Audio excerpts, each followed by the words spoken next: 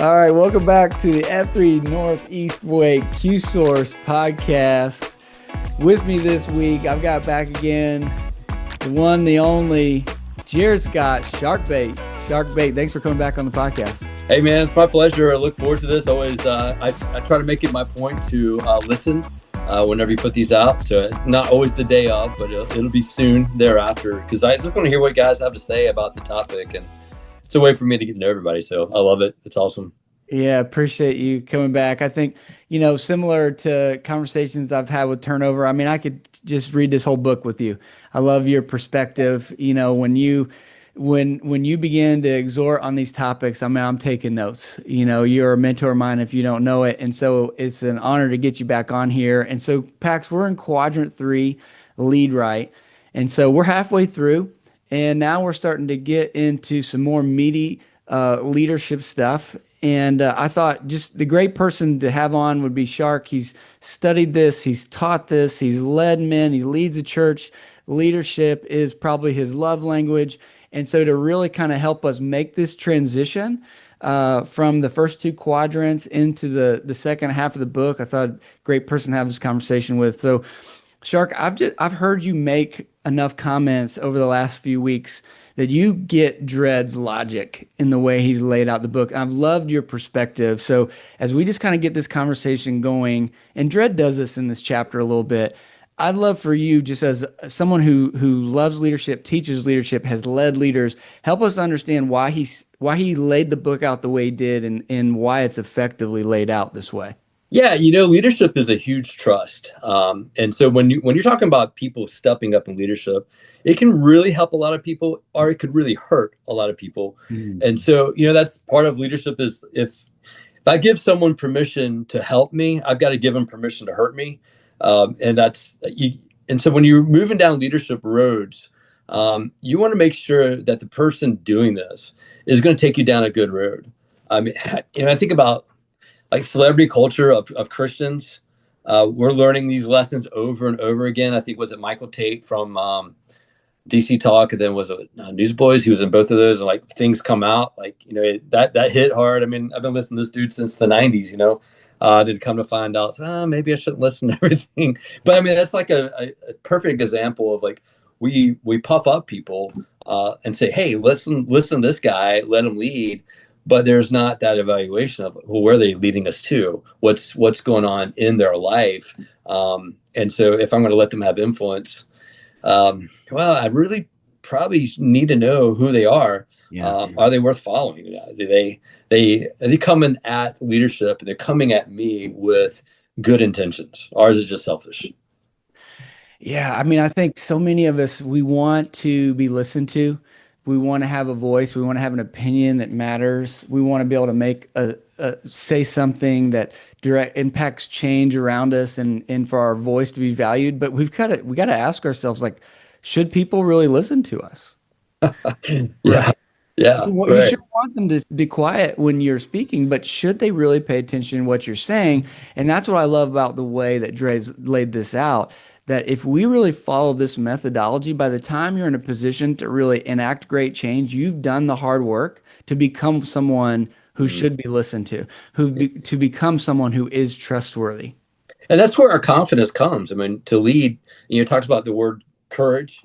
Like, well, where does this courage come from? Well, part of it is like, I've done the work of building some blocks in my life, honoring the Lord, studying it, and when you do that hard bit of your life in the privacy of who you are, then when someone asks you about questions about marriage, about family, or about your work and priorities or concentrica, you could look back and say, I actually have something to teach you because I've done some work on this, and instead of just kind of make it up as you go.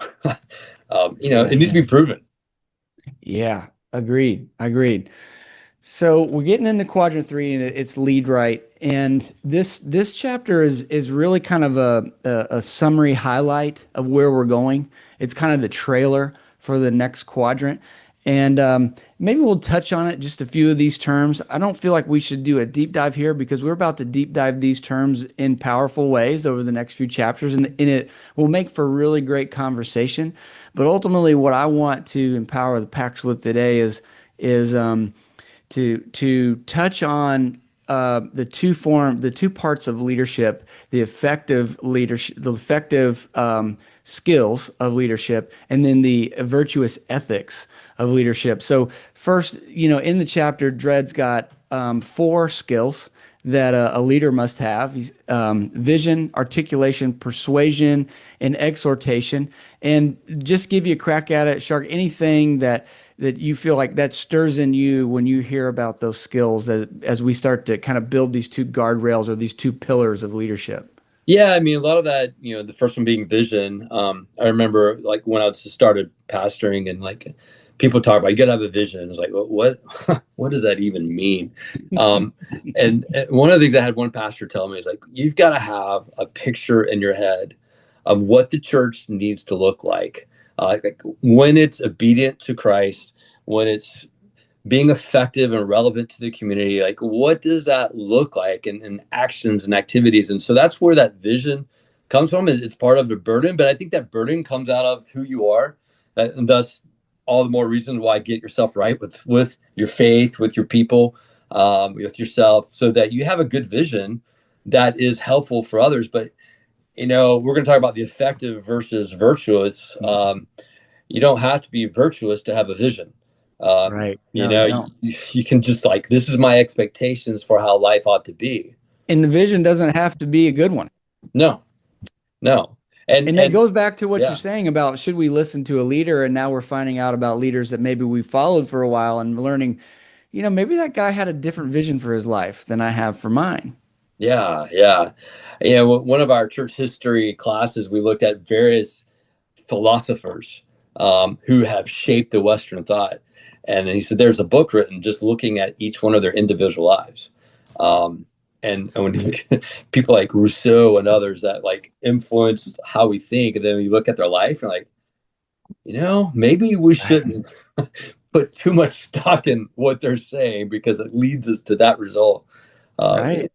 Yeah, that's the struggle with guys like Thomas Jefferson when we look at it looking back, like, okay, he believed in some kind of pursuit of pleasure, of justice, and freedom for all of what God's given, but didn't always apply it consistently across the board. And so we always listen now and read his stuff with a little bit of a grain of salt. Yeah. So I love the way that Dred builds these skills. And when you see good, effective leaders, they do them seamlessly. They do them effortlessly. So we have vision, identifying a place that you're trying to get to. The next skill is articulation, being able to describe it in concise ways that other people understand. And then you add to that persuasion, this ability to persuade, get people to follow you to this place, this vision you've articulated. And finally, exhortation, knowing that you're going to have to continue to incentivize the vision and the movement, and you're going to have to continue to support the team and the group as they're moving towards it. And so effective leaders know how to use all of those. And the bad leaders are using them for their benefit and not for the benefit of the body. And the great leaders are knowing how to get people to the right place. Either way, an effective leader is going to get a group of people from one place to another. The more effective you are, the faster and the further that they'll go together. Yeah. Yeah. And, part of the virtuous element that comes with that is the how. Because like all of these things have hundreds of choices. Right. If you're persuading people by using fear, and it can be effective, at least to some degree, but is it really serving everyone and the group the best if you're using fear or your exhortation? Of course, Hitler is always the extreme example that's often put out there as an effective guy, and like well, we can always just shoot you. Right. You got these tyrants and others that can be effective because their persuasion and exhortation, even how they articulate, is done. But what if you're articulating things and you're using lies? Yeah. And so all these things can be effective until it's found out the virtue is not there. Like, oh, someone's just telling a bunch of lies to articulate and persuade. Right. Because they're effective, we're not saying whether they're good or bad. We're not saying it's right or wrong. Right. We're saying an effective leader has the ability to move someone from one place to another, and these are the skills they're going to use to do that. Yeah. Now, whatever their motivation is, that's internal. Yep. Yeah. And so, an effective leader gets you there. And now we start to that's why I think I love how Dredd adds this second pillar of virtue, because the men that we're called to be high impact men, we're making a change in the world. We're making this world a better place. And we need to add virtue to this effectiveness. And so the 5 habits and ethics of virtue that Dredd lays out in this chapter, and that we'll study more of in this quadrant. The first virtue and habit is candor, followed by commitment. And then there's consistent, contentment, and then finally courage. Thoughts? Mm. Yeah. So these are all virtues that he brings out. And when you look at virtuous versus just effective, you can really see now how this breaks down. Yeah. Like candor is really, I mean, that's all about putting someone else before yourself. It's like, hey, I don't want to do this, but I'm going to give the hard truth. Yeah. And which takes courage, because it's so much easier just to let people flounder and tell yourself, well, I'm going to let them go, and don't really try to build them up, just cut them out. And so, I mean, that's an easy thing to do apart from virtue. And that happens a lot in business world. Is like, oh, we'll wait to the end of the year, give my performance improvement plan, and let them, cross all the dots, and then let them go. Or it breaks down like this. We know, well, I know if we get to our result, it'll be better for them. So I'm going to spare them some of the important details along the way, because it'll be better that they don't know yet. And eventually I'll let them know. It takes courage to be willing to pull back the covers, to be honest and truthful, especially if you have people on the team who may not agree with the methods that you're going to use or the means in which you're going to get to this vision. And a lot of leaders without the courage and to have the candor might say, I'm afraid it'll get shot down. So I'm going to hide the details because my team might shoot down my plan because I don't have the courage, and I don't know whether my idea really has the merit to pass the argument, right? Yeah, yeah.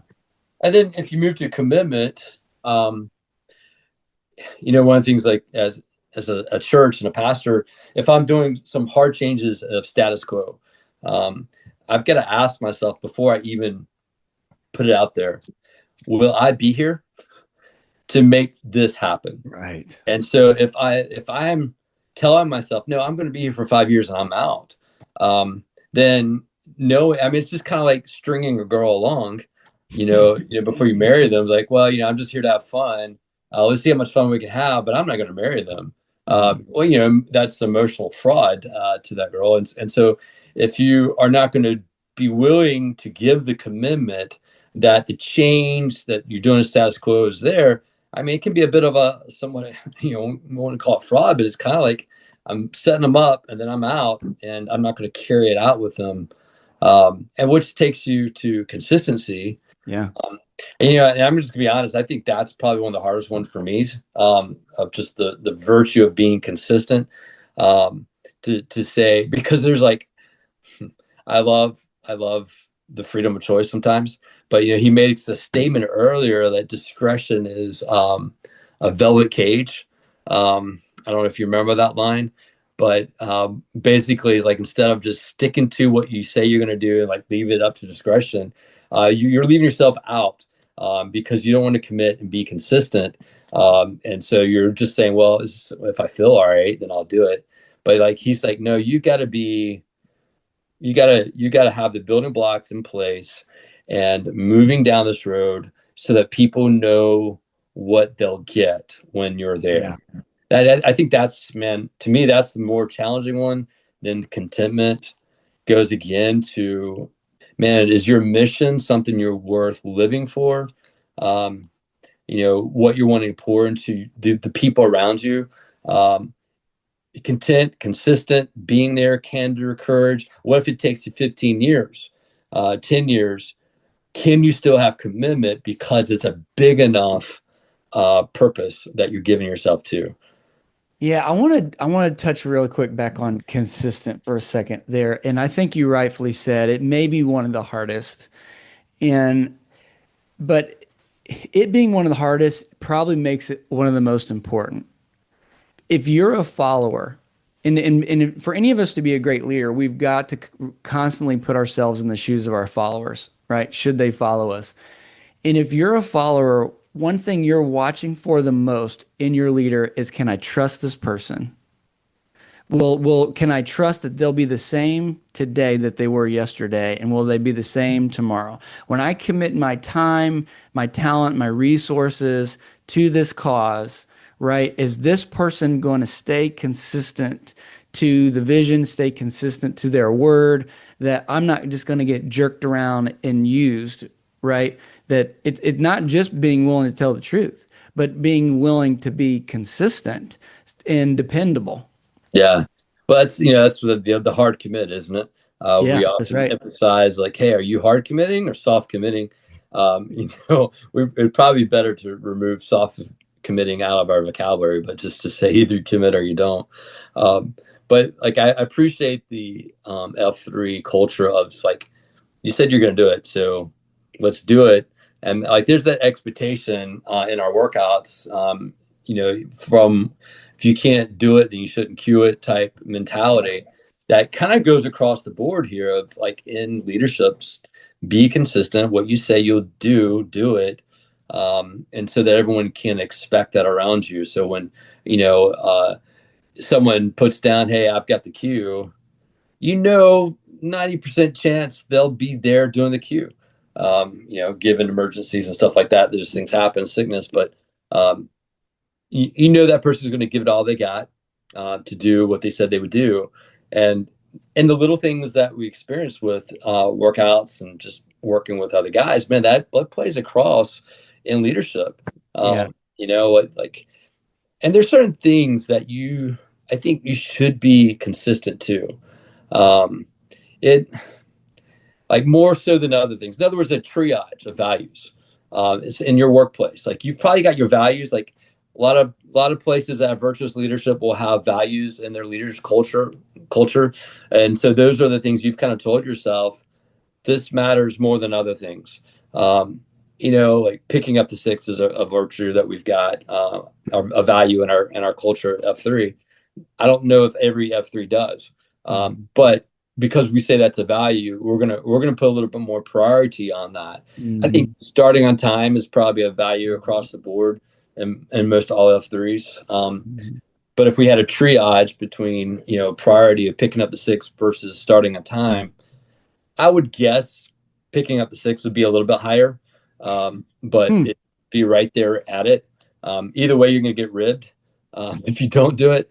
And so all that to say is like, man, in your life, in your work, in your family, do you know what the values are that you're more consistent Right. to, you know? Yeah. Is the culture and leadership consistent enough where you actually know what the values are?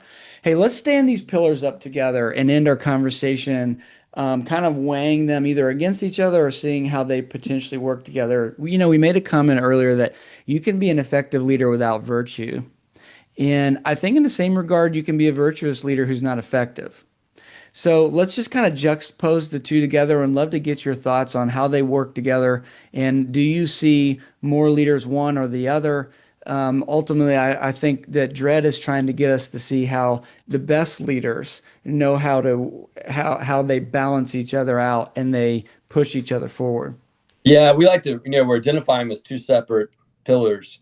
Um, but I think how he's presenting it and really how we're probably experiencing it is like it's not best to have these pillars separate. Like Mm-mm. like Nope. it's a structure. So Yep. somewhere along there's some ties. So Yeah. when it That's goes right. up, the other goes up as well as the virtue goes up, then hopefully effectiveness goes up. But I think you're right. Like in the church world, hopefully everyone in church, if they're volunteering in church, there's some aspiration or virtue. Like that, they're wanting to be some virtue, but also you don't see the same level of effectiveness in a church, in a volunteer culture, and vice versa in a corporate setting. Like it's really big to be an effective leader in a corporate culture, but virtue maybe gets a second seat. And so you might see the exact opposite. But as we see these skills of the virtue or the values of the virtue, and then the skills of the effectiveness, I think you become a more effective leader if you have virtue. Yeah. Um, I don't know if you can become more of a virtuous leader if you have effectiveness. I don't know if it works that way from the Yeah. effectiveness to virtue, but I think it can work from virtuous to effective. Um, you know, Well, I what think if we desire to achieve anything, and we desire to be leaders that people want to follow, and we desire to accomplish greater things because of our ability to lead a team, I think we've got to see that they are both extremely important. And we are likely not going to have people stay with us for very long if we're not virtuous and effective together. yeah, yeah, Now, I will say, as I made a comment earlier before we started this interview, I think the pendulum swung a little bit. I think we've all seen the movie of the rough and tough football coach or the stepdad, and so we think, leaders are effective and they just get it done, and virtue comes second. And I really think nowadays, I feel like I've seen quite a bit of the other right now.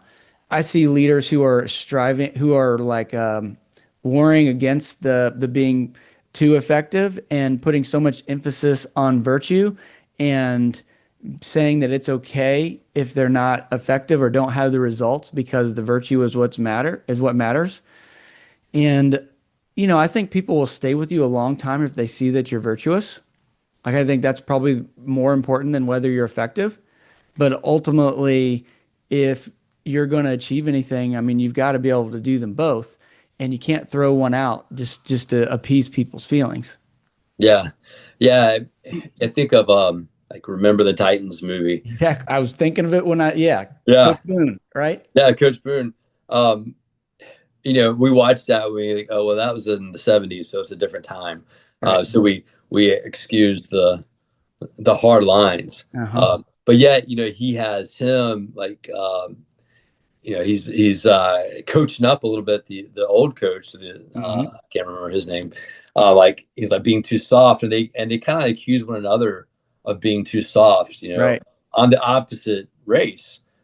Which is kind of interesting. And then they Hmm. both get challenged, like, hey, we can't be soft on the opposite race. We got to teach them hard things of being a man. But it's funny, we love that movie. I mean, Hmm. that's a classic.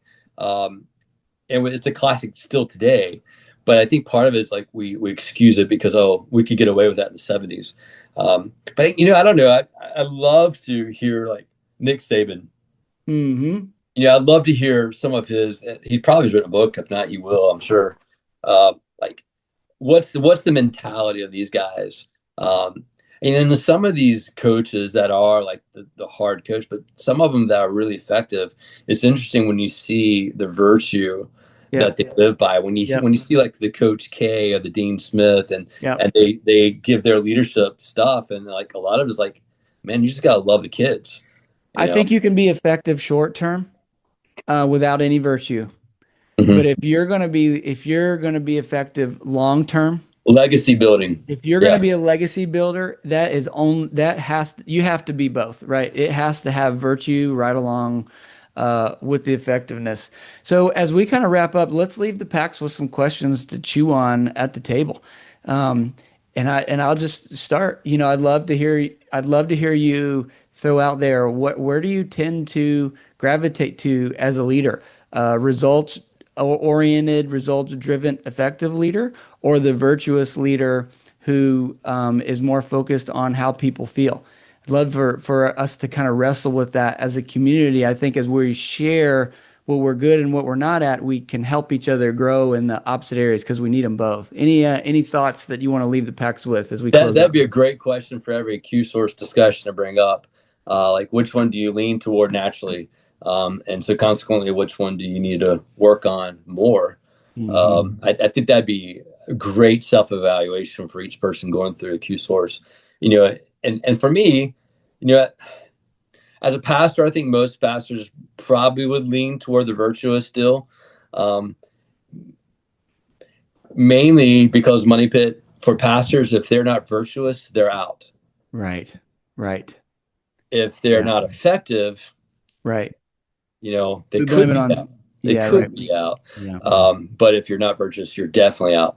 And so that's because of the pastoral world being as it is, maybe a bit more stringent on the virtue aspect of it. But man, for for church, because of the mission of it, man, it demands some effectiveness. And then I think that's where, like, man, lean into your mission. Is it Yeah. worth candor? Is it worth courage? Is it worth consistency? Is it worth your commitment? So just it, if you're lacking in effectiveness, and I would just ask, man, what is your mission? Yeah. Maybe the mission's not big enough. Yeah. That's right. Well, PAX is going to be a great quadrant. Starts to get some meat of some real leadership. I am excited to have these conversations with you. I'm excited to hear more from Sharkbait as we get into each one of these topics over the next quadrant. So appreciate you joining us for this podcast. Thanks, Shark, for your time. And PAX, we'll see you at the Q Source table.